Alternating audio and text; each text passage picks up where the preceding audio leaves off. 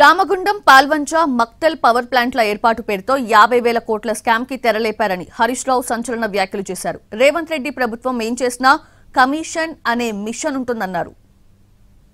అక్షరాల 50,000 కోట్ల స్కామ్ ఈ 50,000 కోట్ల స్కామ్ లో దాదాపు 30 నుంచి 40% కమిషన్లు దొబ్బడానికి వీళ్ళు రూపకల్పన చేసుకున్నారు. రేవంత్ రెడ్డి ప్రభుత్వం ఎప్పుడు ఏం మాట్లాడినా ఏం చేసినా ఏది చేయకపోయినా దాని వెనుక ఒక మిషన్ ఉంటుంది. ఆ మిషనే కమిషన్. ఉత్తగా ఏం చేయడుగా, ప్రతి దాని వెనుక ఒక మిషన్ ఉంటుంది. ఆ మిషన్ కమిషన్.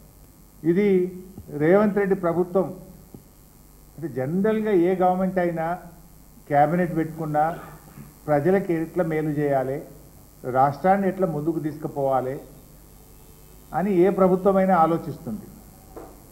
కానీ రేవంత్ రెడ్డి ప్రభుత్వం మాత్రం తమకు తాము ఎట్లా మేలు చేసుకోవాలి, ఏ ప్లాన్ చేసి కమిషన్లు కొల్లగొట్టాలి, వాటాలు ఎట్లా పంచుకోవాలని మాత్రమే ఆలోచించే ప్రభుత్వం రేవంత్ రెడ్డి ప్రభుత్వం.